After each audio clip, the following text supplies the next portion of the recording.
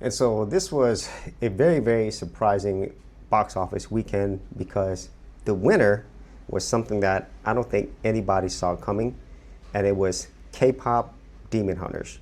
Now, if you haven't heard of it, K-Pop Demon Hunters is a Netflix movie, an animated film that has really taken the entire world by storm.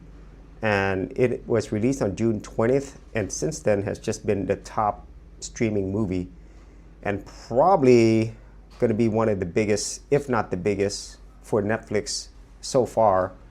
And even though Netflix have had a lot of other hits when it comes to shows, this is the first time that they actually had a movie in theaters that has topped the box office.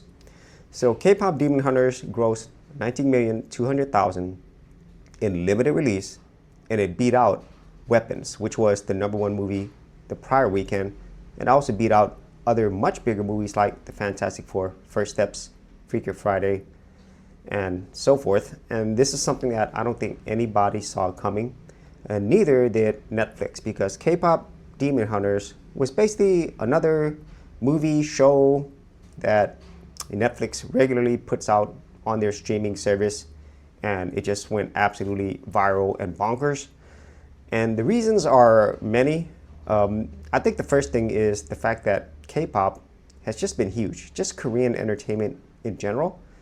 But this one just had a lot of great qualities. The music on it is really awesome. You know, if you listen to K-pop, you probably heard of Twice. They are the ones behind the actual vocals of the music. A very, very popular K-pop band. And people absolutely love this. They sing to it. There's also a male band counterpart as well. And the actual animation as well. This was done by Sony Animation, which has done the Spider-Man movies. And so the quality and look of it is something that people will enjoy. And just the whole Korean K-pop genre is just a very, very popular genre. It has been for many years.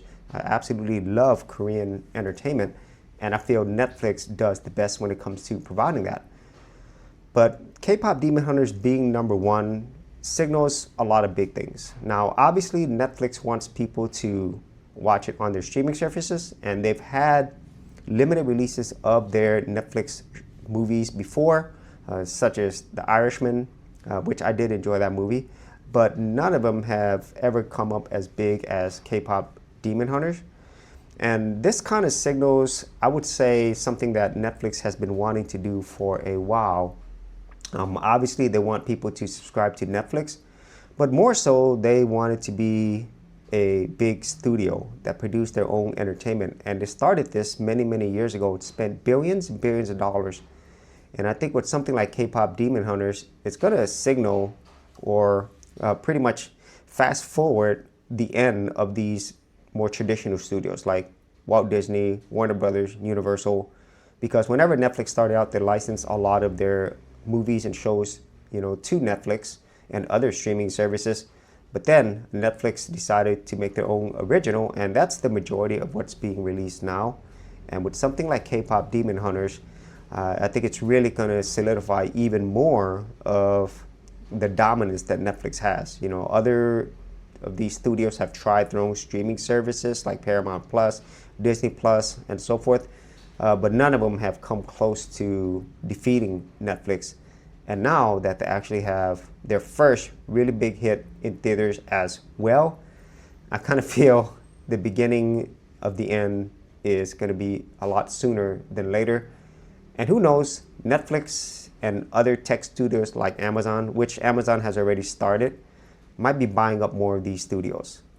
And I think for sure, K-Pop Demon Hunters is going to get a sequel or other spin-offs, and Sony is still behind it, but they didn't make the majority of the money. Netflix made the majority of the money due to their agreements.